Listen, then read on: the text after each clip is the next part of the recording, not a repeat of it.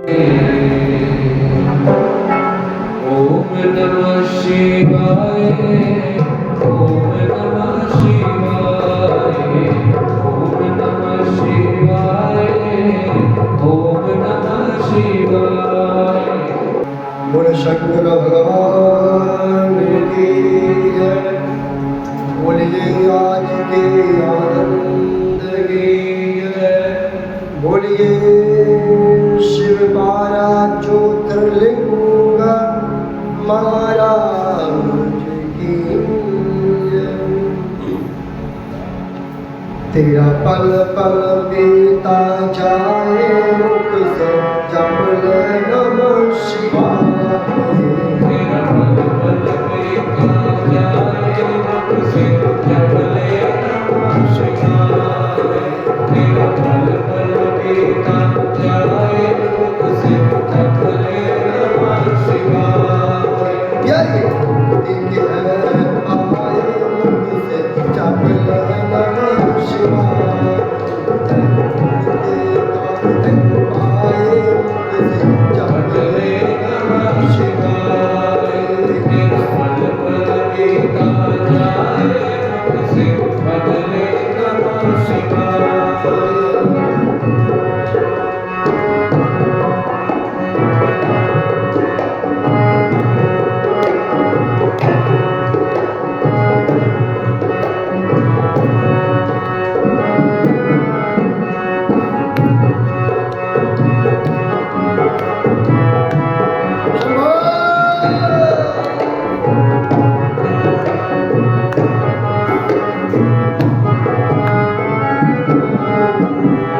शिव शिव तुम हृदय से बोलो मन मंदिर का पर्दा खोलो।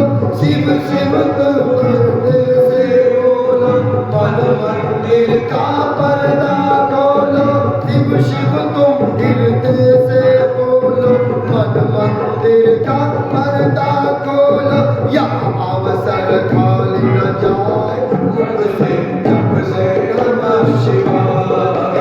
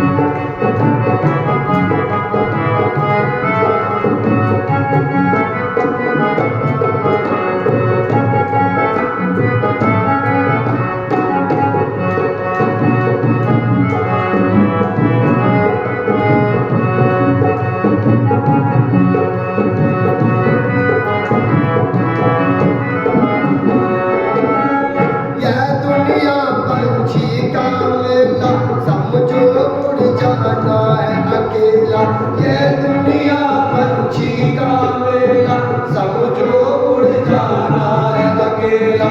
तेरा तनिया साथ न जाए मुख से जप ले नमः शिवाय। तेरा पल पल बीता जाए मुख से जप ले नमः शिवाय। तेरा पल पल बीता जाए मुख से जप ले नमः शिवाय। जप ले नमः शिवाय। जप ले नमः शिवाय। जप ले नमः शिवाय। जप ले नमः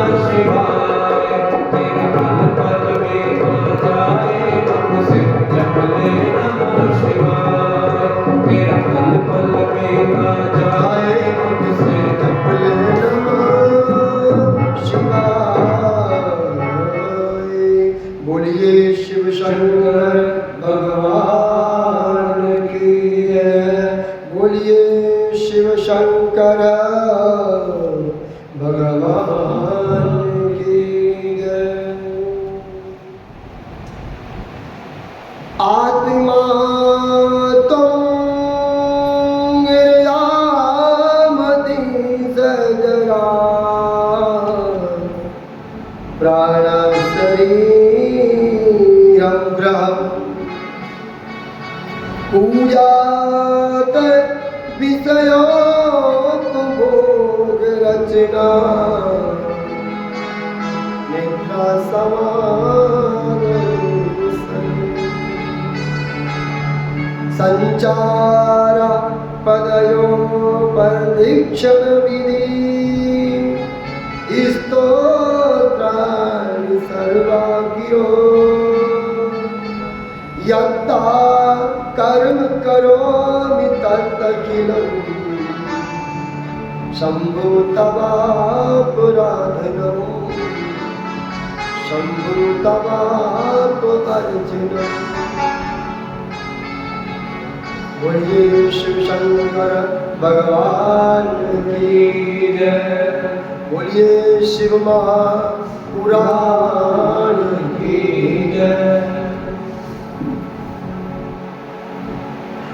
आज हम सब फिर महादेव के चरणों में, शिव शंकर भगवान के चरणों में और भोले बाबा के चरणों में इसी तरह हमारी हाजिरी नित्य प्रतिदिन लगती रहे। तो आज शिव शंकर भगवान के चरणों में 9वें दिन से 12 ज्योतिर्लिंगों की कथा प्रारंभ हुई, जो अद्भुत है।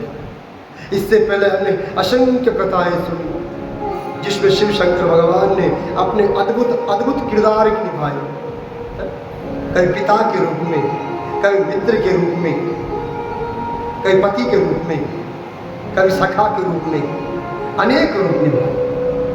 कभी भगवान बनकर तारण किया, कभी पिता बनकर पालन किया, कभी मित्र बनकर संभाला और कभी पति बनकर साथ दिया। यही शिव शंकर भगवान की अद्भुत कथा है जो हमें जीने का सार सिखाती है, कैसे जीवन जिया जाता है।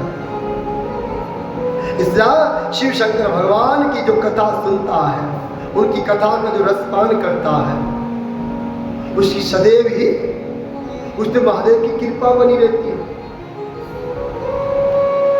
संसार तो बैरागी है, संसार में जो दिख रहा है वो सत्य नहीं है। सत्य एक ही कहा गया है, वो शिव शंकर भगवान की कथा, वही सत्य है। इस तरह से जिस तरह से एक राजा अपने गले में माला धारण करता है, अब चाहे सोने की ना भी हो, चाहे वो जो है हीरे मोती की ना भी हो, परंतु सब उसे क्या मानते हैं? हंसली मानते हैं ना, कि हंसली होगी, सोने की होगी। उसी तरह ये संसार जो है झूठा है, उस नारायण ने, उस शिव ने धारण कर रखा है और हमें क्या लगता है ये सच्चा, जब ये सच नहीं है। शिव शंकर भगवान कहता है कि संसार में फिर सखिया कौन है? अगर सच नहीं है तो अगर सब दुखियारे हैं तो कौन दुखी, कौन दुखी है? शिव शंकर भगवान की 12 ज्योतिर्लिंग कथा प्रारंभ करने से पहले अहंकार को त्यागना होगा। अपने आप को शिव शंकर भगवान के चरणों में सौंप। बाणासुर नाम का राक्षस था, जिसका नाम क्या था? बाणासुर। अद्भुत शक्ति थी उसके अंदर।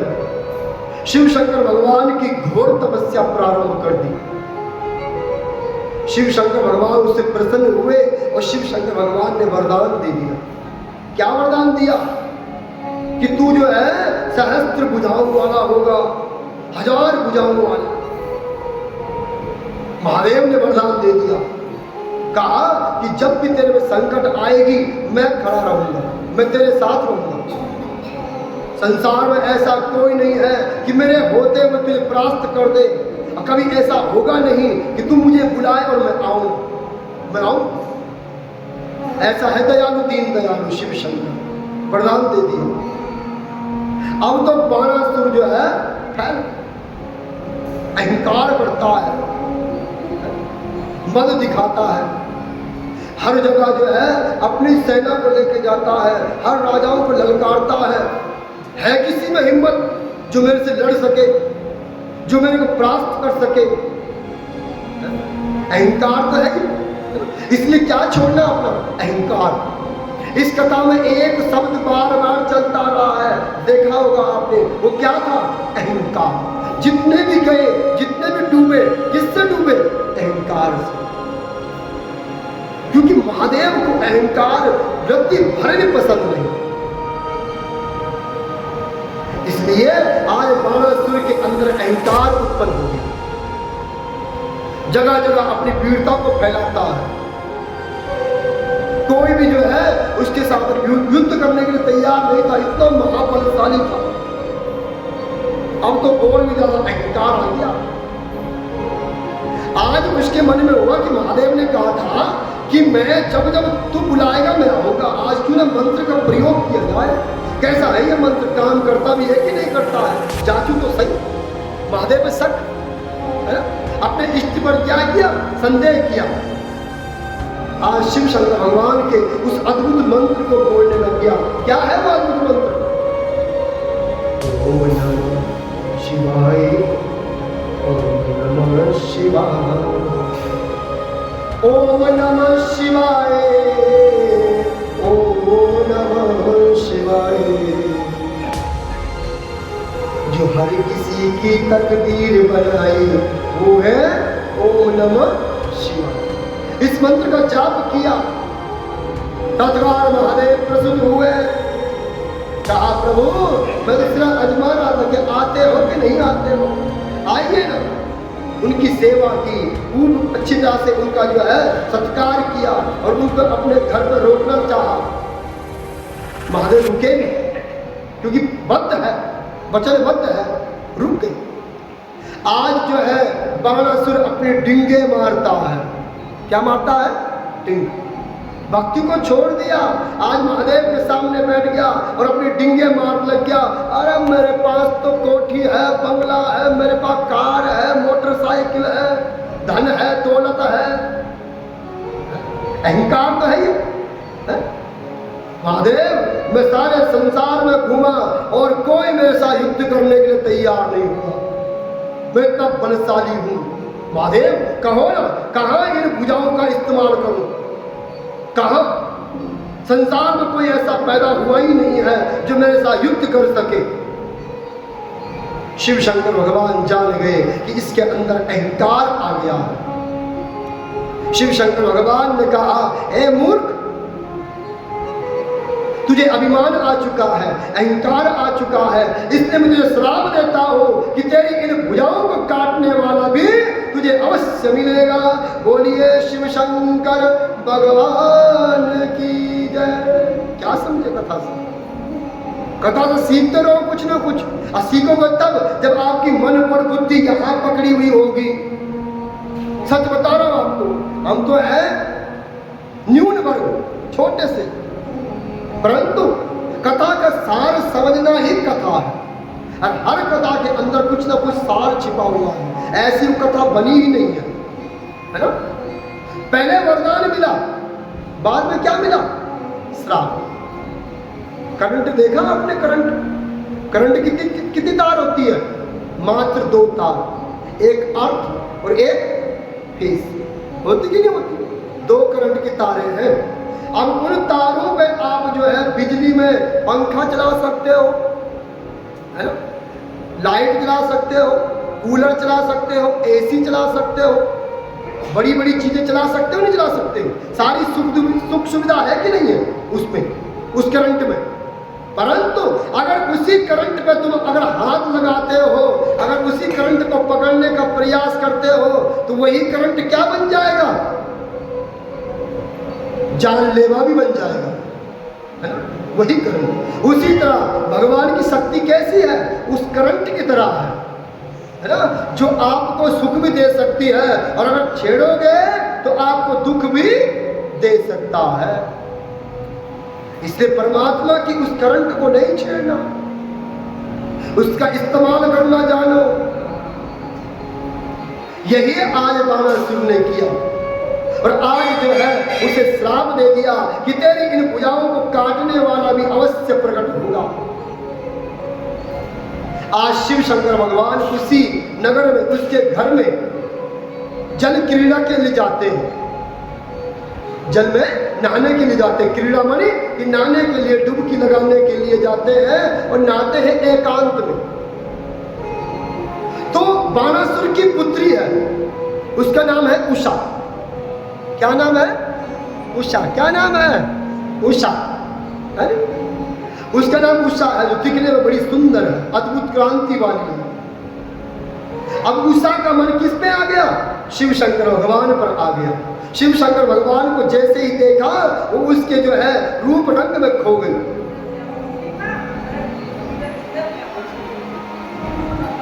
जैसे ही उनके रूप रंग में खोई, तो शिव शंकर भगवान के नजदीक जाने लग गई, जल में उतर गई। जैसे ही शिव शंकर भगवान को स्पर्श करना चाहा, उसी समय नंदी ने महादेवी माँ जगदम्बा गौरी का ध्यान कर लिया। बोलिए गौरी मैया की जय। माँ वो गौरी वहां तत्क्षण में उपस्थित हुई और अतः माँ ने उषा को देखा कि शिव शंकर भगवान को स्पर्श करने का प्रयास कर रही है। तो कोई भी स्त्री नहीं चाहती कि मेरा पति किसी पर स्त्री के साथ रहे, है ना। तो अब जो है माँ भगवती ने, जगदम्बा ने जैसे ये दृश्य देखा, उषा को श्राप दे दिया। क्या श्राप दे दिया? कि जिस तरह से चुपके से तू मेरे पति के पीछे जा रही है, उसी तरह कोई चुपके से आधी रात में तेरे इस जो स्त्री धर्म है वो भंग कर देगा। बोलिए दुर्गा मैया की जय। स्त्री तत्व का हरण कर लेगा, श्राप देती। अब उषा विलाप करने लग गई, कहा कि माँ भगवती मुझे क्षमा करे, इसका कोई उपाय बताए। तो उपाय बताया गया कि जिसके साथ तेरा जो है स्त्री धर्म नष्ट होगा, उसी के साथ तेरा विवाह होगा, उसी के साथ तेरा विवाह भी होगा। वहां बाणासुर को भी श्राप मिल गया और यहाँ बेटी को भी श्राप मिल गया। कर्ता एक है, भोगना सबको पड़ता है। इसलिए परिवार में चाहे एक भी बुरी राह पे निकला हुआ होगा, परिवार में चाहे एक भी अगर गलत राह में निकला हुआ है, तो सारे परिवार को उसका दंड भोगना पड़ता है, सबको। इसलिए आज बाणासुर के साथ उसकी पुत्री को भी श्राप मिल गया। समय बीतता गया। एक बार उषा अपनी सहेली के साथ खेलने गई, घूमने जा रखी थी, और जंगल में जाते जाते आते आते क्या हो गया, अंधेरा पड़ गया। और सहेली का नाम क्या था? चित्रलेखा। क्या नाम है सहेली का? चित्रलेखा। आते समय अंधेरा हो गया, वही किसी गुफा में ठहर गया। आज क्या हुआ कि कोई पर पुरुष आया और चुपके से जो है उषा के साथ दुर्व्यवहार करके भाग गया। बोलिए शिव शंकर भगवान की जय। अब चित्रलेखा से कहा कि तू जो है हर किसी की बनावट बनाने वाली है। चित्रलेखा का अर्थ क्या है? जो अपने चित्र आकृति से, अपने मन की गति से चित्र बनाने वाली हो, आकृति बनाने वाली हो, इसका नाम क्या है? चित्रलेखा। उसको कहा कि देख कौन था वो जिसने मेरे साथ ऐसा किया। चित्रलेखा ने देखा कि कृष्ण का पौत्र, कृष्ण का पौत्र अनिरुद्ध है। अनिरुद्ध जो है आधी रात में चुपके से आया और उषा के साथ दुर्व्यवहार करके भाग गया। अब चित्रलेखा के अंदर एक और शक्ति थी। क्या शक्ति थी? वो मन की गति से भागती थी और मन की गति से वापस आ सकती थी। उसको कहा कि तत्काल जाओ और उस पुरुष को जो मेरे सामने प्रस्तुत करो। चित्रलेखा अपनी मन की गति से अनिरुद्ध के पास गई। उस समय वो खटिया में सो रहा था और उसकी खटिया से जो है उषा के पास पहुंचा दी। जैसे ही उषा ने उस अनिरुद्ध को देखा, अनिरुद्ध कृष्ण से भी अति सुंदर, बहुत प्यारा। ऐसे अद्भुत पुरुष को देखकर वह उस पर मुग्ध हो गई और कहा कि अब मैं इसके साथ ही विवाह रचाऊंगी। बोलिए शिव शंकर भगवान की जय।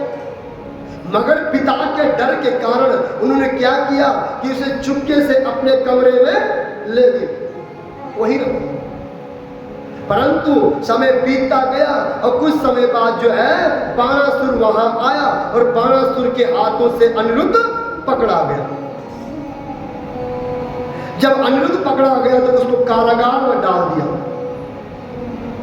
अब कारागार में डाला तो वहां कृष्ण की सेना अनिरुद्ध को ढूंढ रही है, कहां गया कहां गया कहां गया, चारों दिशाओं में ढूंढने लगी। पता चला कि बाणासुर ने जो है उसको कैद में डाल रखा। बाणासुर को समझाया, परंतु बाणासुर अहंकारी था। उसने कहा कि तेरा पुत्र वापिस, तेरा पौत्र वापिस नहीं मिल सकता, इसलिए मेरे साथ युद्ध करना होगा। बोलिए शिव शंकर भगवान की जय।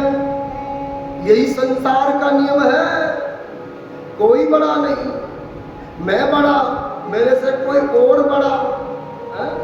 उससे भी कोई और बड़ा है? इसलिए कोई बड़ा नहीं है, न ये संसार किसी के जाने से रुकता है। इसलिए आज जो है कृष्ण भगवान अपनी सेना सहित बाणासुर के पास पहुंच गई और युद्ध प्रारंभ हो गया। देखते ही देखते महासंग्राम छिड़ गया। इतना भयानक युद्ध हुआ कि दोनों में कोई भी परास्त न हुआ। जब बाणासुर को लगा कि मैं परास्त होने वाला हूं, अब उसने क्या किया, शिव शंकर भगवान का ध्यान कर लिया। बोलिए शंकर भगवान की जय। क्या जपा मन में, ओम नमः शिवाय, ओम नमः शिवाय, ओम नमः शिवाय, ओम नमः शिवाय।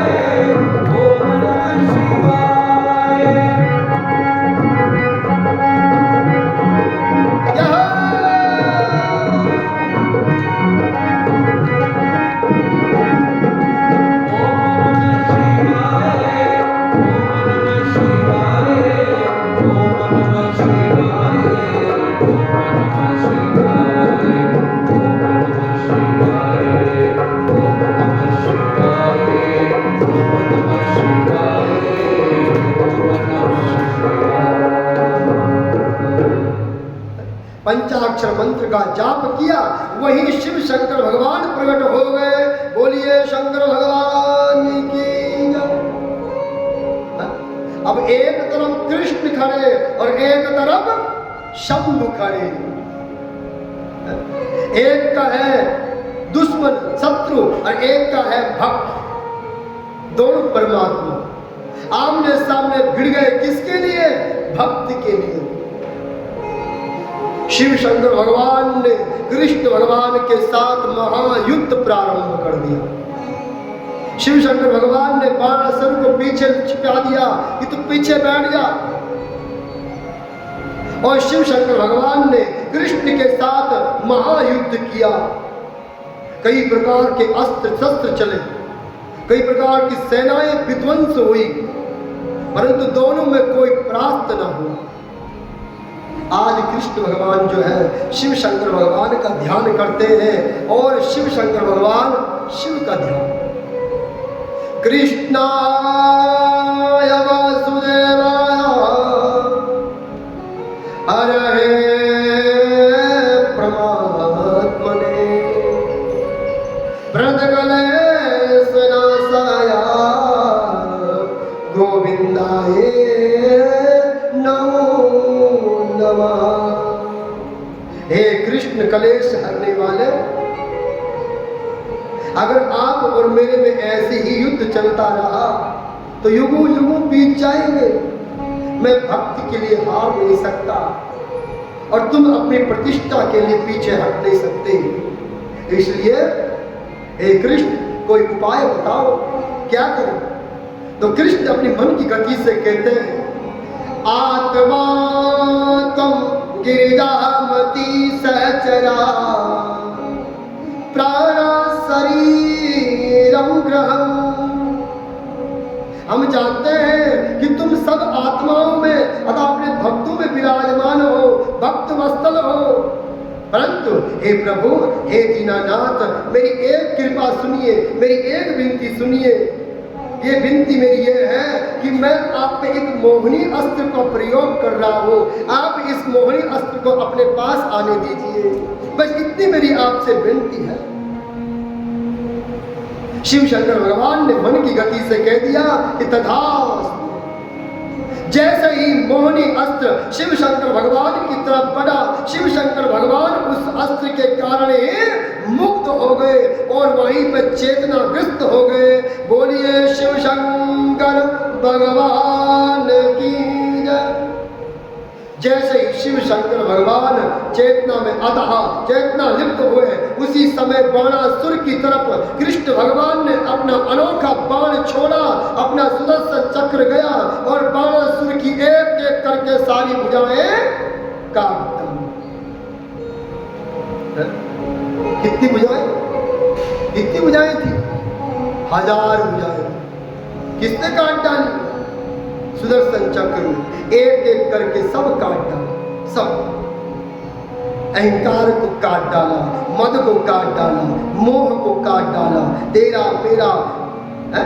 यही तो है सहस्त्र भुजाएं, वही तो है सहस्त्र भुजाएं। सहस्त्र हम सोचते हैं कि ये भी मेरा, वो भी मेरा, अलाना फलाना क्रोध लोभ लालच ये सब भरा पड़ा है, उसी को बोलते हैं सहस्त्र भुजाएं। सहस्त्र चीजों को पाल के बैठा हुआ है जो है ही। आज कृष्ण भगवान ने एक एक करके उन सहस्त्र भुजाओं का खंडन कर दिया। देखते ही देखते आज बाणासुर के हजारों भुजाएं कट गई। अंततः सुदर्शन चक्र ने आज बाणासुर का मुंड का छेदन कर डाला। बोलिए शिव शंकर भगवान की जय। बाणासुर का अंत हुआ। जो अनिरुद्ध था कैद में, उसका विवाह किसके साथ कर दिया? बाणासुर की पुत्री उषा के साथ कर दिया गया। इस तरह से उन दोनों का विवाह भी संपन्न हुआ। शिव शंकर भगवान का जो वचन था वो भी पूर्ण हुआ और यहाँ पर कृष्ण भगवान की जीत हुई। बोलिए श्री कृष्ण भगवान की जय। हरे कृष्ण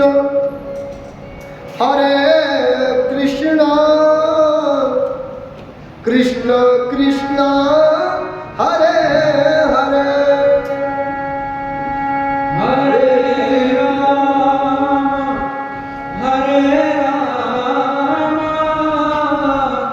राम राम राम हरे हरे। हरे कृष्ण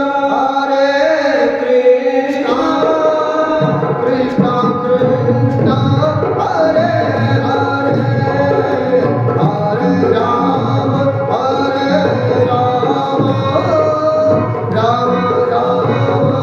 हरे हरे। हरे कृष्णा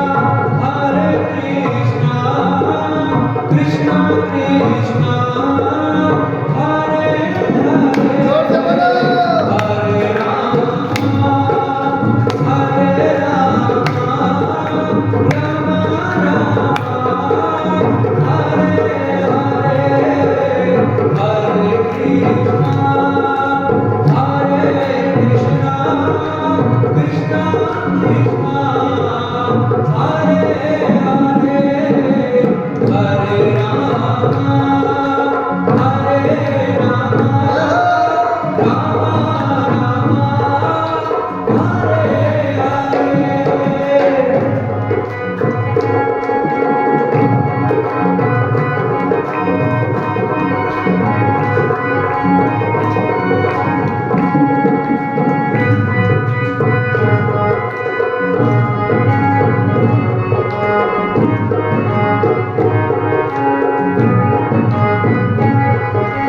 हरे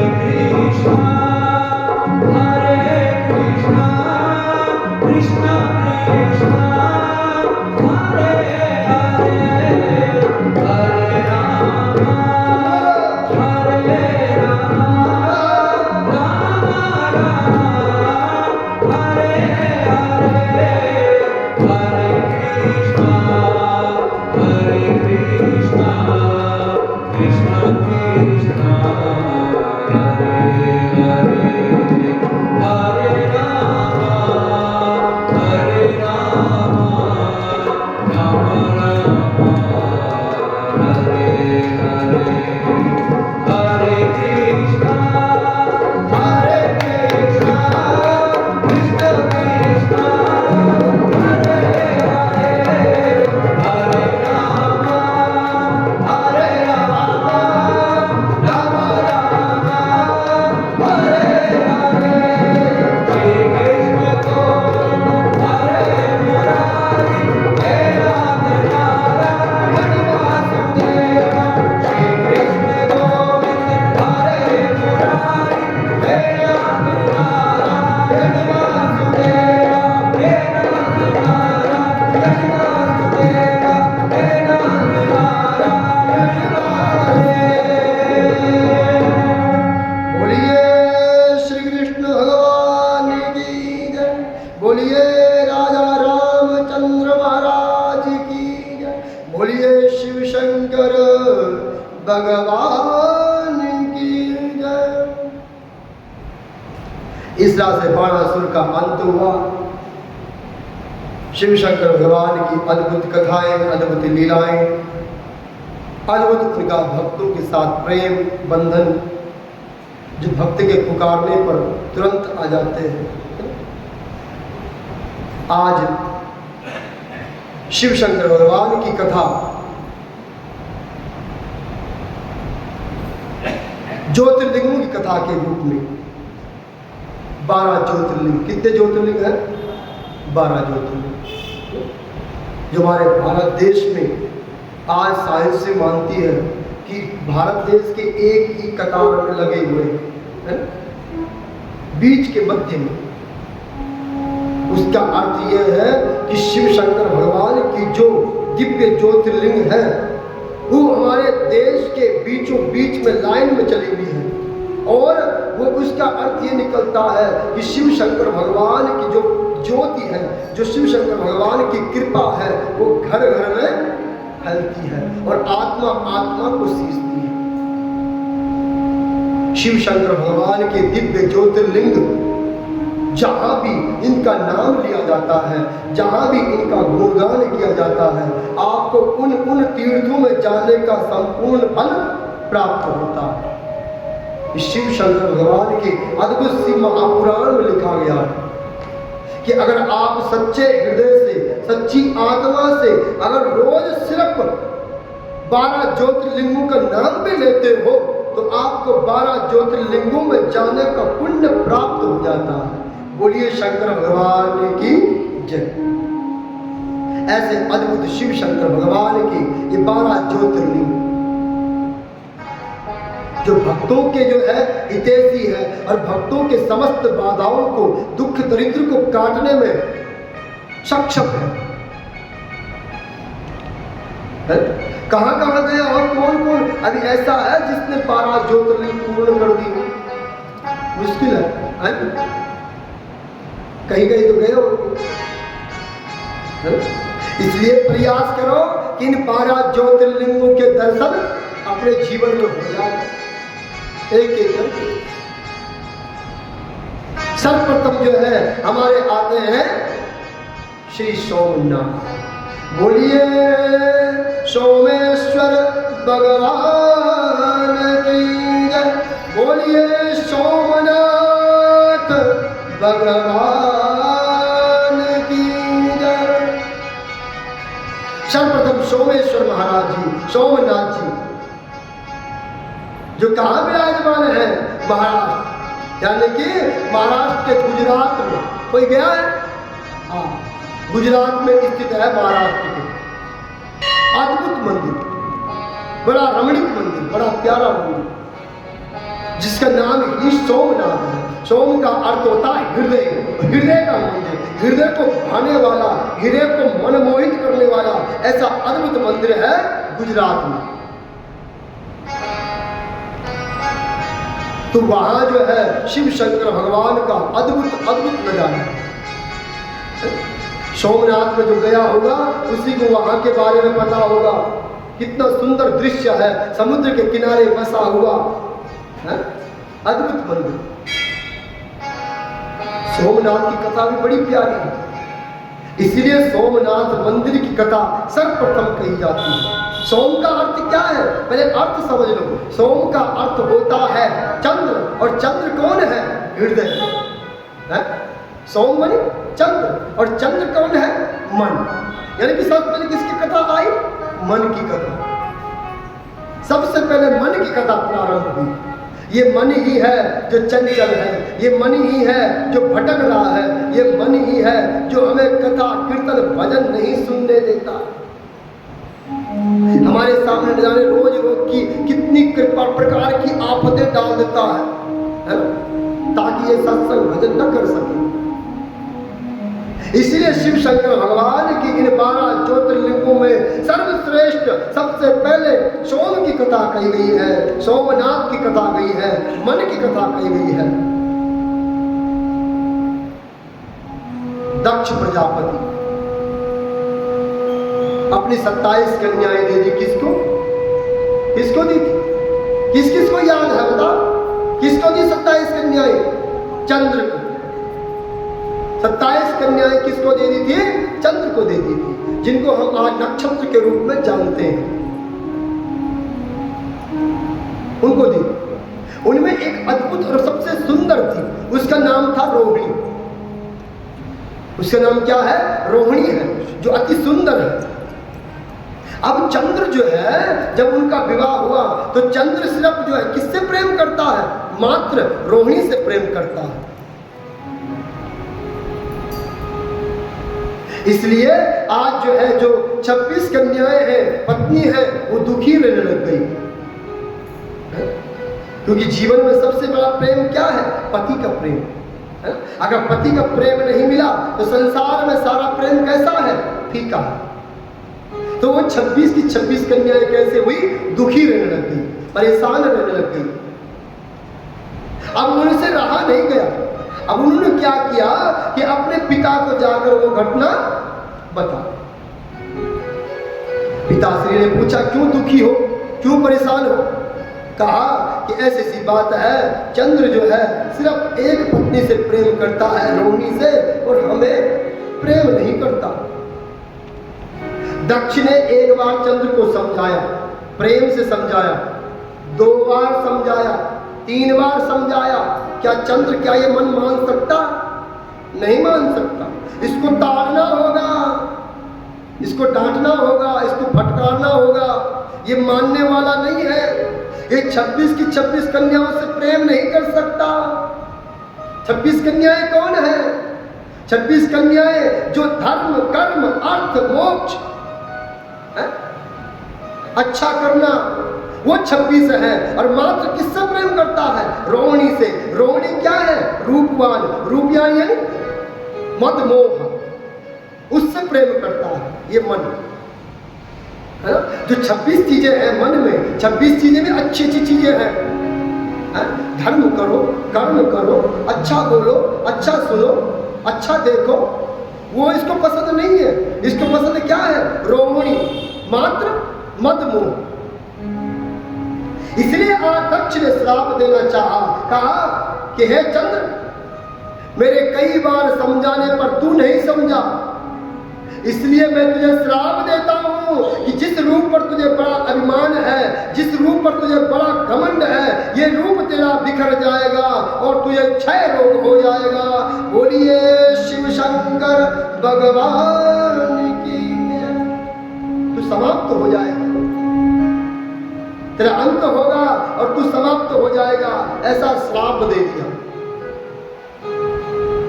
अब श्राप है तो उसका दंड तो भोगना पड़ेगा।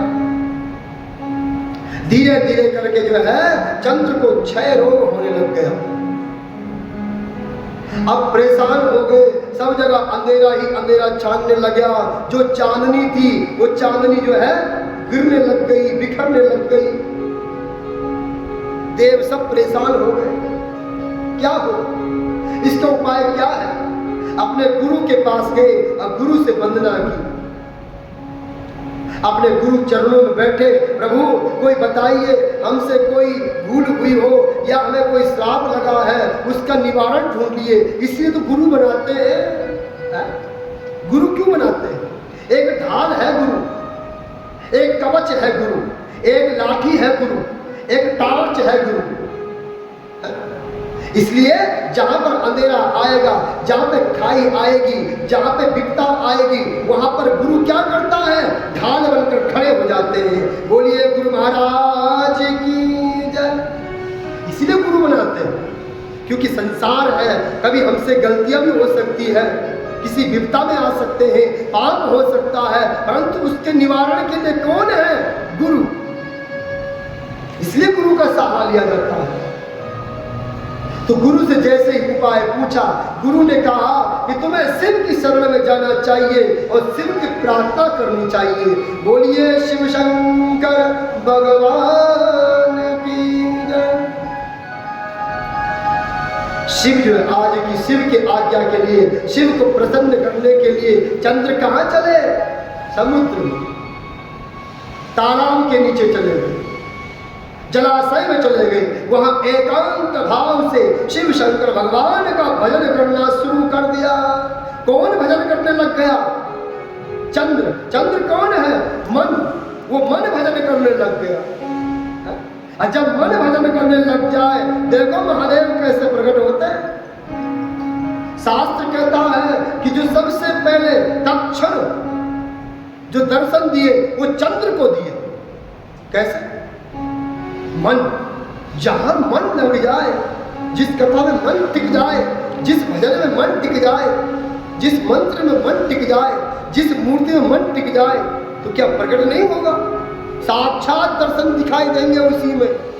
पत्थर की शिला में अगर आप टक लगा के देखने लग जाओ और सोचो कि मेरा शंभु है, इसी में शंभु विराजमान है, देखो उसी में आपको शंभु छलकने लग जाएगा। ये मन है। जैसे ही मन ने ओम नमः शिवाय का पाठ किया, शिव शंकर भगवान का सिंहासन डोलने लग गया। मात्र 1-2 बार बोलने पर ही। इसलिए हमारे इसमें कहावत भी है कि पहले सतयुग में 12,000 वर्ष जाप करना पड़ता था, अनुष्ठान करना पड़ता था, तब जाके भगवान की कृपा होती थी। त्रेता युग में 1200 वर्ष रह गया। द्वापर में 12 महीने रख दिए। कलयुग में कितना दे दिया? 12 सेकंड। कितना? 12 सेकंड। 12 सेकंड में तुम भगवान को प्राप्त कर सकते हो। परंतु उसके लिए तुम्हें मन को टिकाना होगा। अभी अजमाओ, ये 12 सेकंड छोड़ो, ये 1 सेकंड में नहीं टिकता। इसलिए भगवान को प्राप्त करने के लिए मात्र एक ही सहारा है। इस मन को पकड़ो और इस मन से कहो कि बोल नमः शिवाय। सामने बैठा है, पर्दा गिरा हुआ, किसका गिरा हुआ है? मद मोह का, अहंकार का। इसका पर्दा जैसे ही हटेगा, सामने तुम्हें साक्षात बैठा हुआ दिखाई देगा, हाथ में डमरू बजाते हुए दिखाई देगा, एक हाथ में चिमटा पकड़े हुए भी दिखाई देगा। साक्षात है वो। इसलिए आज चंद्र ने जैसे ही शिव शंकर भगवान का पाठ प्रारंभ किया, शिव शंकर भगवान तत्क्षण चंद्र के सामने प्रकट हो गए। बोलिए शिव शंकर भगवान की जय। शिव शंकर भगवान के पांव पकड़ लिए, उनके पांव में अपने सर को टिका दिया, कहा कि शंभु अब आप ही मुझे इस विपदा से बचा सकते, बचा लीजिए। शिव शंकर भगवान ने कहा कि मैं तेरी तपस्या से अति प्रसन्न हुआ, इसलिए वरदान मांग, क्या चाहिए? कहा शंभु आप दीननाथ हैं, आप सब जानते हैं, मेरे ओम नमः शिवाय बोलने से पहले तुम प्रकट हो गए हैं, क्या बाकी नहीं जानते? सब जानते हो तुम, परंतु पूछते हो। शंभु आज मैंने आपका ध्यान इसलिए किया कि जो मुझे श्राप लगा है, आप मुझे उससे बचाइए। शिव शंकर भगवान ने कहा कि एक काम कर, मैं तुझे इस श्राप से बचा लेता हूं, परंतु दक्ष का श्राप है, ये ऐसे नहीं टूटने वाला। इसलिए एक काम करता हूं कि मैं तुझे अपने सर पर ही धारण कर लेता हूं। बोलिए शिव शंकर भगवान की जय। ऐसे है मेरे महादेव। चंद्र को कहां विराजमान कर दिया? अपने माथे पर। तो भगवान का ध्यान तो जपो, भगवान का नाम तो लो, वो अवश्य ही तुम्हें अपने मस्तक पर बिठाएगा। ऐसा है सब। चंद्र कहता है कि मैं सोचता था कि सारा जगत जो है सुखियारा है, मैं ही दुखी हूं। इस जगत में कोई सुखी नहीं है, ढूंढ लो, जहां सुखियारा मिले हमें बताना। निर्धन कहे, निर्धन कहे धनवान सुखी, धनवान कहे सुख राजा को भारी। निर्धन कहता है कि धनवान सुखी होगा, है ना, और धनवान कहता है कि राजा सुखी होगा। और राजा बोल रहा है निर्धन का है धनवान सुखी, धनवान का है सुख राजा को भारी। निर्धन का है धनवान सुखी, धनवान का है सुख राजा को भारी। राजा का है चक्रवर्ती सुखी, और चक्रवर्ती का है सुख इंद्र को भारी।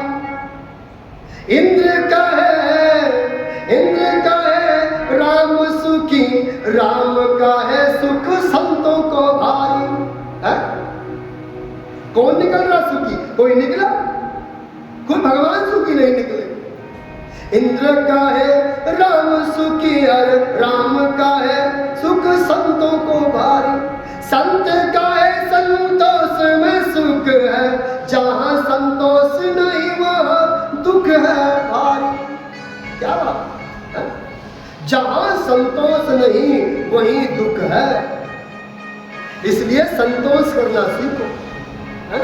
न राम सुखी है, न इंद्र सुखी है, न चक्रवर्ती राजा सुखी है। सुखी वही है जो संतोष करना जानता हो। समय परिस्थिति चाहे कैसी भी हो, अपने आप को दृढ़ बना के रखो, शांत बना के रखो, वही सुखी है। इसलिए अगर जीवन का सुख लेना चाहते हो तो अपने आप को सुख दिखाना चाहो, अपने आप को सुख दिखाओ, मैं सुखी हूं। इसलिए पग पग पर दुख तो आता रहेगा, दुख का काम है आना, परेशानी का काम है आना, परंतु हमारा काम क्या है? सुखी रहना, आनंद से रहना। आता रहे दुख, इसलिए जो है आज चंद्र बड़ा विलाप करता है और शिव शंकर भगवान के चरणों में अपने आप को गिरा देता है। चंद्र कहता है कि आज मैं बड़ा सुखी हो गया। कैसे सुखी हो गया? शिव शंकर भगवान के माथे पे जो बैठ गए। परंतु श्राप है, श्राप तो रहेगा ही रहेगा, उसका असर थोड़ा ना थोड़ा रहेगा, है ना। इसलिए आज श्राप के रूप में उसको वरदान में बदल दिया महादेव ने। कैसा वरदान दे दिया कि हे चंद्र, अब तो 15 दिन घटेगा और 15 दिन बढ़ेगा। इसी में जो है तेरे श्राप का टुकड़े टुकड़े हो जाएंगे, अलग अलग बांट दिया 15-15 दिन में। 15 दिन घटेगा और 15 दिन बढ़ेगा। परंतु जो 6 रोग है वो तुझे हमेशा नहीं रहेगा। वो 6 रोग तुझे जो है कैसे रहेगा? जो ओस गिरती है ना, ओस, है ना, उस ओस के रूप में जो है वो चंद्र का 6 रोग गिर जाता है। बोलिए शिव शंकर भगवान की जय। महादेव बड़े दयालु हैं, बड़े कृपालु हैं। एक बार अपनी उंगली उनको पकड़ा के तो देखो कैसे संभल संभल के तुम्हें पार कराते हैं। अकेले चलोगे तो ठोकर लगेगी, परंतु अगर अपनी उंगली उस महादेव के चरणों में पकड़ा लोगे तो संभव ही नहीं है कि आपको कोई ठोकर लगे। वो शंकर भगवान की जय। ओम। इस तरह से शिव शंकर भगवान ने जहां उन्हें दर्शन दिया वहीं का नाम क्या पड़ गया? सोमनाथ। आज से शिव शंकर भगवान ने वरदान दे दिया कि हे चंद्र, जिस स्थान पर तूने ये जाप किया है, मेरा नाम का गुणगान किया है, आज से इसी स्थान का नाम क्या होगा? सोमनाथ होगा। बोलिए सोमनाथ भगवान की जय। इसलिए सोमनाथ की यात्रा अवश्य करनी चाहिए। सोम है मन, पहले मन की यात्रा करो, मन से यात्रा करो और धीरे धीरे करके प्रयास करो कि आप 12 ज्योतिर्लिंग के दर्शन अवश्य करें। ये एक ज्योतिर्लिंग के दर्शन तो आपको यहीं पे हो गए। किस किस को एहसास होगा, है ना। 12 ज्योतिर्लिंग में से सोमनाथ की जो यात्रा थी आपकी पूर्ण मानी जाएगी। बोलिए शिव शंकर भगवान की जय। हर हर महादेव शंभो, काशी विश्वनाथ गंगे। हर हर महादेव शंभो, काशी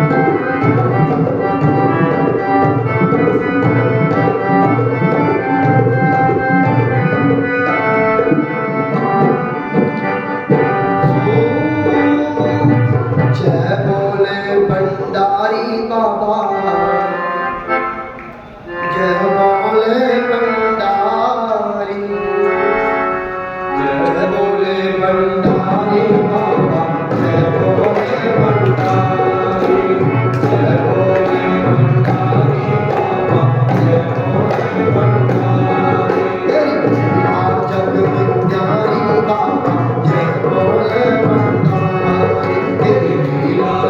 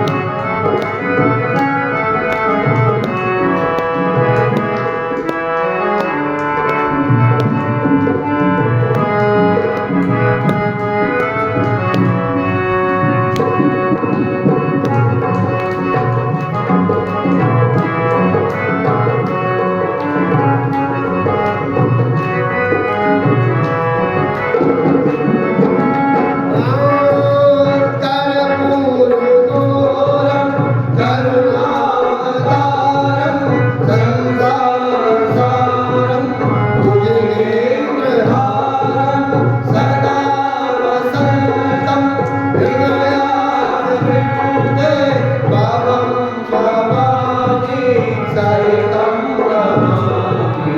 जय बोले भंडारी बाबा, जय बोले भंडारी, जय बोले भंडारी बाबा, जय बोले भंडारी।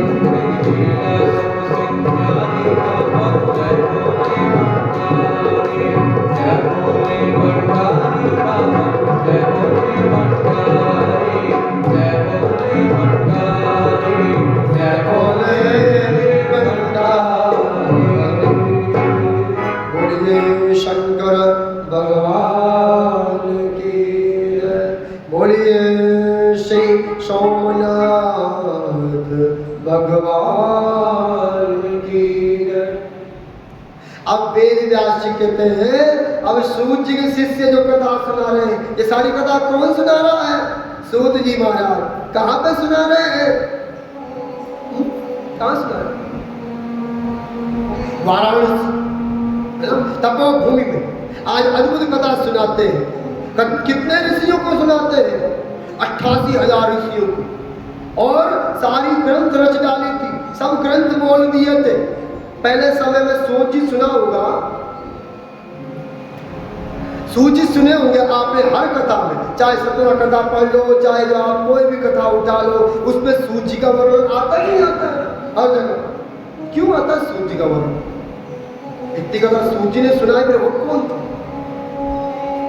सूत जी वेद व्यास जी के परम शिष्य थे, परम शिष्य, जिन्होंने जो है शिव शंकर भगवान सभी देवताओं की सब जगह कथा किससे सुनते थे? सूत जी से। वेद व्यास जी सुनते थे, कथा सुनते थे। तो पहले के जमाने में लोग कैसे होते थे? एक जगह बैठते थे, एक जगह में, और जो उनमें सयाना होता था तो वो सयाना जो है एक पत्थर के ऊपर बैठ जाता था और उनको कथा सुनाता था खाली टाइम में, है ना। तो वो जो कथाएं हमारे प्रचलित चलती आई, तो वही कथा हमारे माता पिता हमें भी सुनाते थे। तो अब जो है धीरे धीरे करके वो रिवाज क्या हुआ, टूटता गया। लोगों को तो समय है ही बैठने का, 2 घड़ी कहीं बैठ जाए, कुछ कथा सुन ले। अगर बैठ भी गए तो इधर उधर की बातें शुरू कर देंगे, है? उसके वहां ऐसा है, उसके वहां ऐसा है, ऐसी बातें छेड़ देंगे। पहले के लोग ऐसी कथा छेड़ते थे, कभी शिव की कथा छेड़ दी, कभी विष्णु की कथा छेड़ दी, कभी कृष्ण की कथा छेड़ दी। इसलिए आज जो है सूत जी से कहते हैं कि तुमने हमें अनेकों कथाएं सुनाई, विष्णु पुराण सुना दी, है? आपने हमें जो है कृष्ण लीला सुना दी, परंतु मन नहीं भरा, मन संतोष ही नहीं हुआ। परंतु आज जब वो शिव महापुराण की कथा, अंतिम कथा सुनाते हैं शिव महापुराण की, अब कहते हैं कि अब आनंद आए, अब लगता है कि कुछ भर आए। तो ऐसी है ये शिव पुराण कथा। तो सूत जी कहते हैं कि अब मैं तुम्हें जो है एक और कथा सुनाता हूं, वो है दूसरे मल्लिका अर्जुन। बोलिए मल्लिका अर्जुन भगवान की जय। मल्लिका अर्जुन की कथा है। मल्लिका अर्जुन, मां से रूठे हुए जो गया, है? वह है अर्जुन। मां से रूठ के जो चला गया, वही शिव शंकर भगवान और पार्वती ने भी अपना ज्योतिर्लिंग बनाया। आया था ना कथा में, कैसी कथा है? फिर से प्रारंभ करना पड़ेगा, क्योंकि मल्लिका अर्जुन कथा है, वो तो प्रकट कथा थी। परंतु मल्लिका अर्जुन कथा कैसी प्रारंभ होती है? आज जो है गणेश का विवाह होता है, कार्तिक जो है परीक्षा करने निकल पड़ते हैं, प्रदक्षिणा करके वापस आते हैं और देखते हैं कि वहां जो है गणेश का विवाह हो चुका। गणेश का विवाह हो गया, उनके बच्चे भी हो गए, परंतु आज कार्तिक क्या हो गए? रुष्ट हो गए अपने माता और पिताओं से, अपने माता पिता से रुष्ट हो गए कि तुमने मेरे साथ छल किया है, तुमने मेरे साथ धोखा किया है, मुझे आपने जो है तीर्थ यात्रा में भेज दिया, तीनों लोगों के भ्रमण में भेज दिया, और यहाँ आपने गणेश जी का विवाह कर दिया। माता पिता ऐसे नहीं होते। माता पिता जो है ऐसे नहीं माने जाते कि एक से प्रेम हो और एक से प्रेम ना हो। इसको माता पिता नहीं करते। माता पिता के लिए ये 5 उंगलियां हैं। ये 5 उंगलियां कैसी होती है? बराबर। माता पिता के लिए 5 उंगलियां बराबर हैं। अब चाहे कोई दुख में हो चाहे सुख में हो, परंतु उसके लिए प्रेम उतना ही रहेगा। किसी माँ के अगर 5 पुत्र हैं तो क्या उसकी प्रेम में कोई अलग अलग देखने को मिलेगा? नहीं मिलेगा। अब चाहे कोई प्रधानमंत्री बन जाए और चाहे कोई एक ठेली चला रहा हो, उसके भाव वही रहेगा, उसका प्रेम वही रहेगा। नरेंद्र मोदी देखा होगा आपने? नहीं देखते ना समाचार में। अब जो है जब अपनी माँ को मिलने आता है भारत देश का राजा, और जब अपनी माँ से आता है तो माँ उसे क्या करती है? गले से लगाती है और अपनी जेब से 500 रुपए का नोट निकालती। देखा किसने दृश्य? 500 रुपए नोट निकालती है और अपने बेटे के हाथ रखती है। ये है माँ की ममता। इसको बोलते भाव। माँ माँ होती है। परंतु वो कार्तिक नहीं समझ पाया। कार्तिक मन में यह था कि मेरी माँ मुझसे प्रेम नहीं करती और छोटे भाई से प्रेम करती, तो यही ईर्षा यही द्वेष हमें मार देती है ना? यही हमको विभाजित कर देती है। इसी में जो है भाई भाई अलग हो जाते हैं, जुदा हो जाते हैं जब ऐसी बातें दिमाग में आती हैं। तो आज जो है कार्तिक के मन में विवाद उत्पन्न हुआ और उसने क्या किया? कैलाश छोड़ने का संकल्प ले लिया। कैलाश छोड़ दिया और कैलाश छोड़ते छोड़ते कहा कि आज के बाद मैं यहाँ कभी भी नहीं आऊंगा। अब जो है कार्तिक गुस्से में निकल पड़े और निकल गए कहाँ?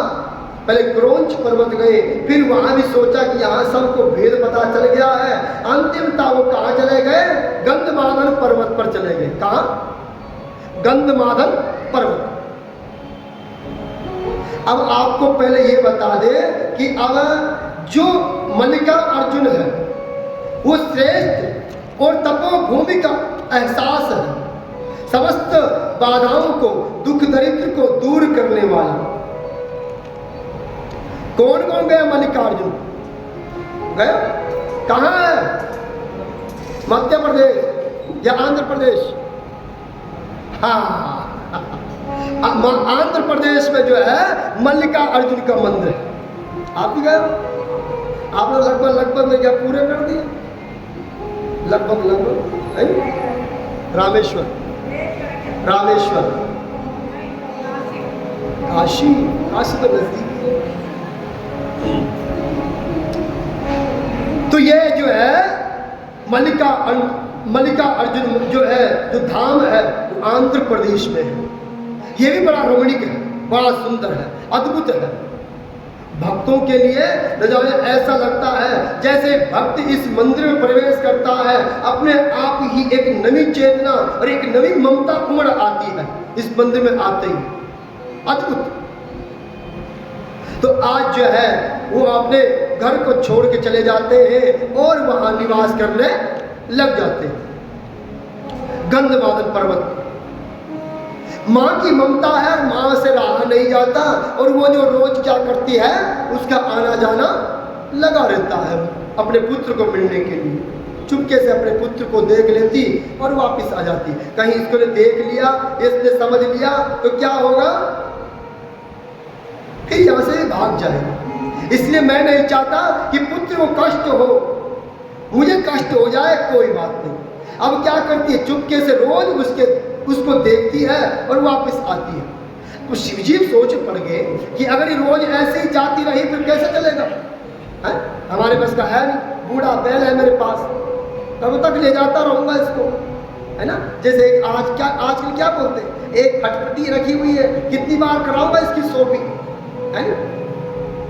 कोई बोलते ही नहीं बोलते पति लोग पत्नी को कि कितनी बार घुमाऊं तुझे इधर उधर। तो उसी तरह शिव शंकर भगवान ने कहा कि कितनी बार ले जाऊं तुझे घुटने ऊपर चढ़ाई पर, मेरे बस का नहीं है रोज रोज। अब ऐसे कर, तू वहीं रह। अब पार्वती सोच में पड़ गई कि पुत्र के साथ रहूं या पति के साथ। है? माँ की तो ममता, माँ तो सब जगह विभाजित है, माँ पुत्र के साथ भी है और पति के साथ भी है। अब फंस गए, कहा कि नहीं, मैं अपने कैलाश, अपने पति को नहीं छोड़ सकती। तो आज जो है अमावस का दिन था, आज अमावस के दिन जो है अपने पुत्र को देखने गई, और जैसे ही वहां चुपके से अपने पुत्र को देख रही थी, उसी समय कार्तिक ने उन्हें देख लिया। बोलिए शिव शंकर भगवान की जय। उनको देखा और देखते ही करुणा भाव से अपने माता पिताओं को देखते ही उसके आंसू गिरना प्रारंभ हो गया और माता पिताओं के चरणों में लिपट गया और अपने माता पिताओं से अनुरोध किया कि हे मेरी माँ, हे मेरे पिता, मेरे आवेश में जो है, क्रोध में आकर ऐसे कुशब्द कहे थे, उसे क्षमा करो। मुझे बड़ी लज्जा है, मैंने आपके साथ ऊंची बात में, ऊंची आवाज में बात की। पुत्र का फर्ज नहीं है कि अपने माता पिताओं से ऊंची आवाज में बात करे, है ना, चाहे कितना बड़ा हो जाए, परंतु माता पिताओं के सामने कैसा होना चाहिए, संयम। जैसा वो 10 साल में दिखता था ना, तोतली भाषा में बोलता हुआ, ऐसा ही बच्चा अपनी माँ के सामने हमेशा बन के रहना चाहिए। वही पुत्र है, चाहे औरों के लिए कितना बड़ा हो जाए, माँ के सामने जाते ही हंसी मजाक करना, उसके साथ ऐसे रहना जैसे वो पहले भी रहता था, ऐसे रहना चाहिए। इसलिए उस माँ को कभी एहसास ही नहीं होता कि मेरा बेटा बड़ा हो गया है। तो आज जो है वो अपनी माँ को देखते ही उसके चरणों में लिपट गया और माँ माँ कहता हुआ रोने लग गया। गलती का एहसास हुआ। एक ना एक दिन पुत्र को अपनी गलती का एहसास अवश्य होता है, चाहे वो कितना भी तड़पाने वाला हो, चाहे कितना भी रुलाने वाला हो, एक ना एक दिन उसको एहसास होता है कि दीन दुनिया क्या है और माँ क्या होती है। एक ना एक दिन उसके मन में जागृति अवश्य उत्पन्न होती है। कभी कभी लेट भी हो जाती है किसी के लिए, परंतु जब लेट होती है, जब उसके माता पिता उसके साथ में नहीं होते, उससे में उससे बड़ा दुख होता है। तो आज उसने अपने माता पिताओं को देखा, उनके चरणों में लेट गया, कहा कि अहो भाग्य मेरे, जो आज आपने मुझे दर्शन दिए। उसके लिए तो आज ही दर्शन हुआ, उसने तो आज ही देखा। वो कहता है कि हम तेरे पास रोज आते हैं, अगले हम तुझे रोज देखते हैं, हम तुझे रोज देख के जाते हैं। माँ ऐसा कभी ऐसा कोई दिन नहीं है कि जिस दिन माँ अपने पुत्र को याद न करती हो। जिसका पुत्र बाहर रहता होगा, ईमानदारी से बोलो, क्या अपनी माता अपने पुत्र को रोज याद करते हो नहीं करते हो? ऐसा कोई दिन होता है? हर दिन। यही माँ की ममता है ना। तो आज जो है उसने देखा और उसने कहा, शिव शंकर भगवान कहते हैं कि आज तूने अमावस्या के दिन हमें यहाँ देखा है, इसलिए हम वरदान देते हैं कि हर अमावस्या के दिन तुझे अवश्य दिखाई देंगे। बोलिए शिव शंकर भगवान की जय। और आज भी वहाँ प्रमाणित है। पूछा है आपने, वहाँ गए हो तो कभी तीर्थ में जाते हो तो वहाँ की वर्णन पूछा करो, क्योंकि हर तीर्थ का वर्णन होता है अलग सा, ठीक है, जो कथाओं में भी नहीं होता, अलग होता है, प्रचलित होता है। तो वहाँ का वर्णन अभी भी है कि शिव शंकर भगवान आज भी प्रमाणित है। आज भी एक बात प्रमाणित है कि शिव शंकर भगवान वहाँ हर अमावस्या के दिन जो है किसी न किसी भक्त को अवश्य दिखता है। बोलिए शिव शंकर भगवान की जय। ऐसा अद्भुत मंदिर है, अद्भुत चमत्कार। वरदान दे दिया कि हमेशा हर अमावस्या के दिन जो है मैं आपको अवश्य दिखा करूँगा। और अब जो है कार्तिकेय वरदान मांगते हैं कि प्रभु आप यही विराजमान हो जाइए और आप अपने दिव्य लिंग के रूप में हमेशा भक्तों का उद्धार करते रहिए। तो शिव शंकर भगवान तथास्तु कहते हैं और वही जो है मल्लिका अर्जुन रूप में विराजमान हो जाते हैं। बोलिए शिव शंकर भगवान की जय। मल्लिका अर्जुन के रूप में वही विराजमान हो गए। और आज भी वहाँ जो है अमावस्या में पितरों के नाम से तर्पण, पितरों के नाम से पूजन बहुत ज़्यादा जरूरी होता है ना? कभी भी आप मल्लिका अर्जुन में जाते हो तो वहाँ पितरों का नाम अवश्य लिया कर, क्योंकि वहाँ साक्षात कौन है? माता और पिता है ना? तो हर किसी अपने माता और अपने पिता का नाम वहाँ अवश्य लिया करो, अपने पितरों के नाम से जलांजलि तिलांजलि अवश्य दिया करो। जो ऐसा करता है उसके पितृ हमेशा के लिए शिव धाम चले जाते हैं। बोलिए शिव शंकर भगवान की जय। भजमन नारायण नारायण नारायण। ये भजन हो गया। निकालो तो।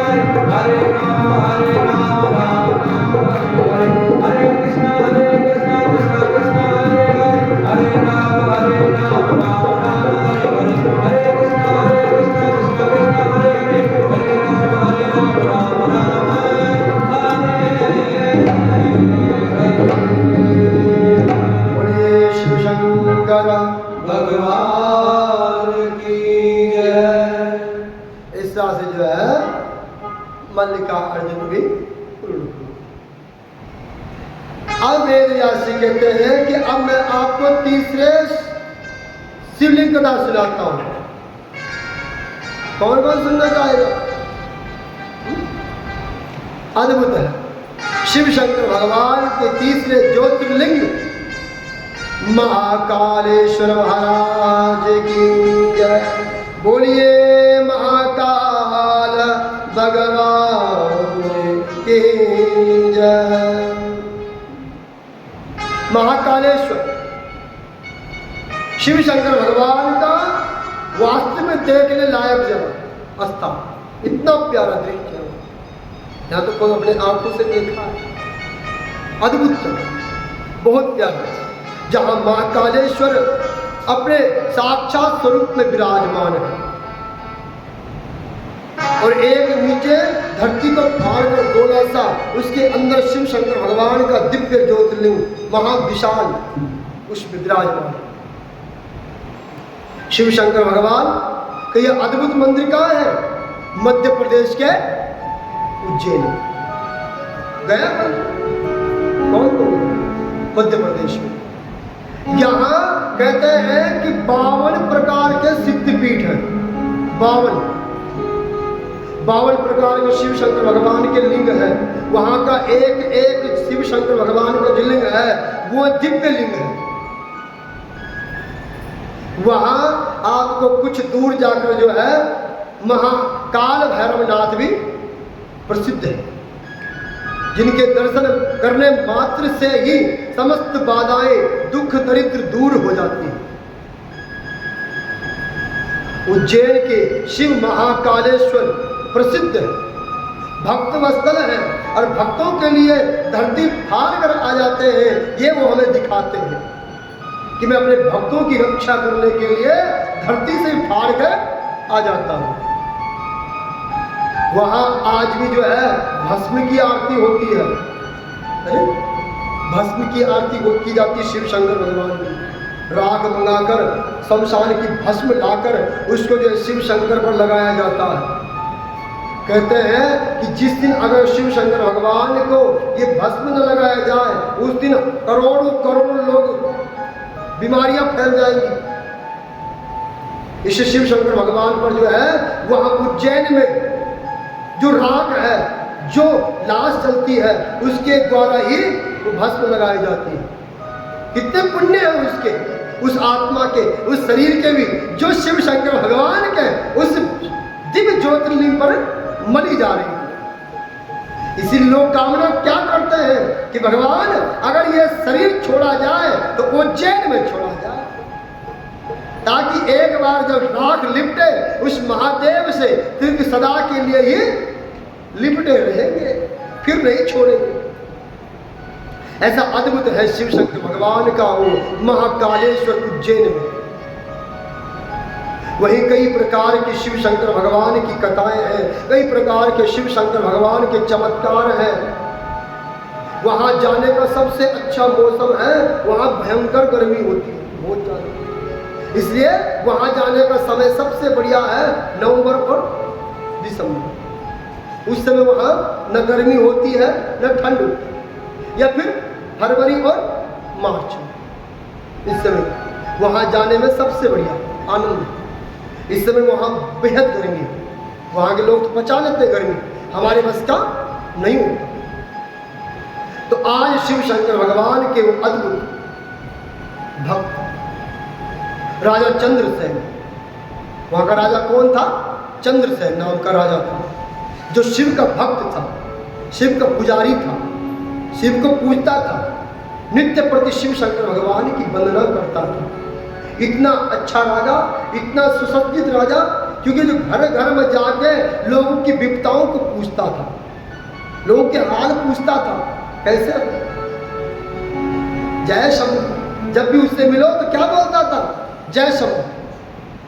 ऐसे बोल बोल के उसने सारी प्रजा को क्या बना दिया? शिव शंकर भगवान का भक्त बना दिया।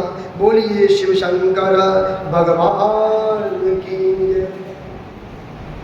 पड़ोस में जो है एक रिपुनंदन नाम का राजा रहता था, पड़ोसी, है ना। तो पड़ोसी होते हैं, है ना। तो पड़ोसी अच्छे भी होते हैं, बुरे भी होते हैं। हर किसी के पड़ोसी खराब नहीं होते और हर किसी के पड़ोसी अच्छे नहीं होते, है ना। तो पड़ोसी थे, तो राजा से जानने लग गए कि इसका साम्राज्य बहुत बढ़िया चल रहा है, इसकी प्रजा इस पे बड़ी प्रसन्न रहती है, इस पे इसकी प्रजा बड़ी विश्वास करती है ना। जब तुम्हारा यश बढ़ता है, जब तुम्हारी कीर्ति बढ़ती है, जब तुम्हारा नाम बढ़ता है, तो बीच में दो चार क्या निकलते हैं, गिराने वाले भी मिलते हैं, है ना।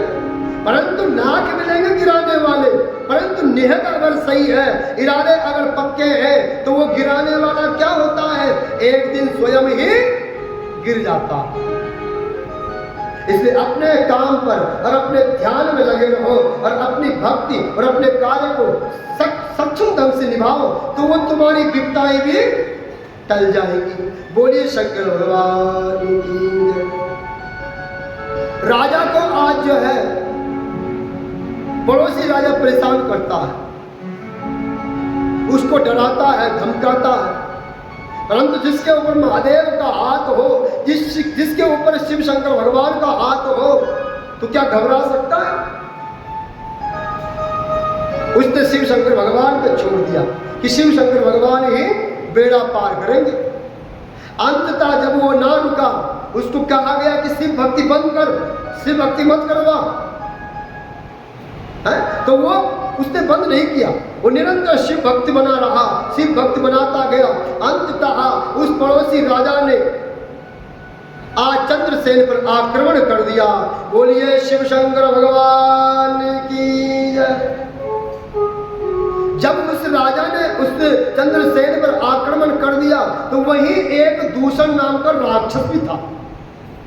क्या था? दूषण नाम का राक्षस, जो है रात को निकलता था और हर परिवार में उदंड मचाता था और उस परिवार के किसी न किसी सदस्यों को उठाकर मार डालता था। उसका भी डर था। अब एक तरफ राक्षस परेशान कर रहा है और एक तरफ पड़ोसी राजा आक्रमण कर रहा है। आगे ना कुत्ता कहते हैं कि जब संकट आता है तो चारों तरफ से आता है, और जब सुख आता है तो चारों तरफ से ही आता है। ये सच्ची बात। इसलिए जब सुख आए तो उस परमात्मा को नहीं भूलना, और जब दुख आए तो उस परमात्मा को सौंपना। आज चंद्रसेन ने ऐसे ही किया। एक तरफ प्रजा मर रही है, एक तरफ सैनिक मर रहे हैं, एक तरफ परिवार तितर बितर है, एक तरफ अपनी श्वास का पता नहीं कि कब किसकी चपेट में आ जाए, परंतु भगवान का नाम नहीं छोड़ा, भगवान का ध्यान नहीं छोड़ा। इतनी संकट में भी वो परमात्मा को भजता रहता है, उस शिव शंकर भगवान का नाम जाप करता रहता है। ओम नमः शिवाय, ओम नमः शिवाय, ओम नमः शिवाय। तुम ही हो जो पार करोगे, तुम ही हो जो मेरी नैया को पार लगाओगे। हे शंभू, कभी न कभी तो तुम हमें तारोगे। तो अब जो है चंद्रसेन पर राजा ने, पड़ोसी राजा ने आक्रमण कर दिया, और वहां जो है अब उस राक्षस का भी जो है जो बोल वाला था वो अब ज्यादा बढ़ गया, क्योंकि जो प्रजा थी वो डरने लग गई, दूषण के आतंक से डरने लग गई, और जो सैनिक थी वो जो अब पड़ोसी राजा के आतंक से डरने लग गई। सारी तरफ कला है कला मच गया, रोना ही रोना मच गया। अंततः सभी जो है नगर निवासी इकट्ठे हुए और उन्होंने एक जगह रहने का निश्चय कर लिया, एक जगह रहने का निश्चय किया। सबने अपना घर छोड़ दिया, सबने अपना परिवार छोड़ दिया, अपने जो है काम काज छोड़ दिए और आ गए एक स्थान में, एक जगह बैठ गए सारे नगर के निवासी। अब वहां राजा ने आदेश कर दिया कि किस किस को महादेव पे विश्वास है, हाथ खड़े करो। किस किस को? आपका ही बोल रहा हूं, किस किस को विश्वास है? ऐसे ही बोला राजा ने, किस किस को विश्वास है महादेव पर? सबने हाथ खड़े कर दिए। हर हर महादेव, हर हर महादेव के नारे लग गए वहां। सबने शिव शंकर भगवान को पुकारना प्रारंभ कर दिया कि हे महादेव, अब आप ही हैं जो हमारी नैया को पार लगा सकते हैं। सब जो है ओम नमः शिवाय का पाठ कर रहे थे। कितनी बार आपको बता दें कथा में, इसलिए संगत करते हैं, सत्संग करते हैं, है ना। जहाँ एक नहीं चलता वहाँ अनेक की शक्ति चल जाती है। एक लकड़ी को कोई भी तोड़ के जा सकता है, कोई भी तोड़ देगा, परंतु अगर अनेक लकड़ियां होंगी तो कोई नहीं तोड़ सकता। इसलिए उस महादेव का संगत किया जाता है, उसका जो भजन किया जाता है, किसके द्वारा? संगति के द्वारा। तो आज उन्होंने वही किया और सबने महादेव का ध्यान जाप करना प्रारंभ कर दिया। उसी क्षण क्या हुआ कि वहाँ वो दूसर नाम का राक्षस भी आ गया और वहाँ जो है चंद्रसेन पर राजा आक्रमण कर रहा था, पड़ोसी राजा, वो भी वहाँ अपनी सेना लेकर आ गया। एक तरफ दूसर राक्षस और एक तरफ पड़ोसी राजा, बीच में कौन? भक्त। क्या पुकार रहे हैं? महादेव। हाथ में कोई हथियार नहीं, कोई सहारा नहीं। अगर एक ही बाण चलाया तो सारी प्रजा समाप्त, राजा सही, परंतु उनको भय नहीं है, उनको अभी भी विश्वास है। अंतिम समय आ गया परंतु अभी भी उनका विश्वास डगमग नहीं हुआ। अद्भुत कथा है ना। अभी विश्वास अद्भुत नहीं, अभी कमजोर नहीं पड़ा। हमारे ऊपर जरा संकट आते हैं और भगवान को भूल गए। उनका विश्वास और भी दृढ़ है और निरंतर महादेव का ध्यान जाप करते हैं। ये चिंता भूल गए कि यहाँ दूषण खड़ा है, वहाँ पे पड़ोसी राजा खड़ा है, वो चिंता भूल गए और महादेव का ध्यान किया। जैसे ही उन राक्षसों ने उन पर प्रहार करना चाहा, उसी समय मध्य में एक महाविराट शिवलिंग उत्पन्न हुआ और उसी से जो है एक महाकाल के रूप में शिव शंकर भगवान प्रकट हो गए। बोलिए शिव शंकर भगवान की जय। धरती फाड़ कर निकल आए महादेव। धरती को चीरते हुए महाकाल का रूप धारण करके विराट शरीर था, हाथ में त्रिशूल लिए हुए, एक ही प्रहार से अपनी तीनों नेत्रों को खोल दिया और अपनी तीनों नेत्रों से एक तरफ राक्षस को और पड़ोसी राजा को देखते ही देखते समाप्त कर दिया। बोलिए शंकर भगवान की जय। ये होती है कृपा, ऐसी होती महादेव की कृपा। इसलिए अपने दुखों को, अपने संतापों को किसको सौंपना है? उस महादेव को। अंतिम समय तक लड़ते रहो। आज जो है सारी प्रजा प्रसन्न हो गई और शिव शंकर भगवान के जो है चरणों में लीन हो गई। कहा कि हे महादेव, आज आपने हमें जो है इस विपदा से दूर कर दिया। विपदा तारने वाला वही है, वही विपदा तारेगा। इसलिए सदैव महादेव के सामने ही अपने दुखों का जिक्र किया करो, अपने सुखों को बताया करो। वो महादेव ही है जो आपके सुख में सुखी होगा और आपके दुख में दुखी। बाकी की आस छोड़ दो। शिव शंकर भगवान से प्रार्थना किया कि हे महादेव, आज आपने हमें विराट रूप दिखाया है, आपने काल बनकर, आज महाकाल बनकर तुमने इनका संहार कर दिया है। हे भक्तवत्सल, हम प्रार्थना करते हैं कि आप सदैव के लिए ही विराजमान हो जाइए। तो शिव शंकर भगवान ने तथास्तु कहा कि जो भी भक्त यहाँ पर अपनी संकट बाधा को लेकर आएगा, मैं उसकी समस्त बाधाओं को दूर करूंगा और मैं सदैव के लिए ही निवास करता हूँ। और आज से मेरे इस दिव्य ज्योतिर्लिंग का नाम होगा महाकालेश्वर।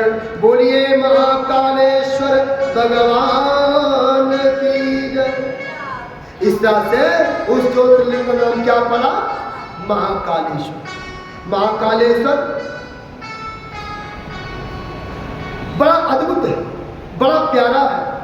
यहाँ जो है हर प्रकार के सुख और सुविधाएं भी है जाने में। यहाँ कोई ऐसा नहीं कोई पहाड़ है, कोई उतराई चढ़ाई नहीं, आपको आसानी से मोटर या रिक्शे आराम से मिल जाते हैं। वहाँ रहने की व्यवस्था बड़ी शानदार है, बड़ी सुंदर है। वहाँ के संत लोग, आश्रम निकट ही मिल जाता है और निकट ही महादेव का मंदिर भी है।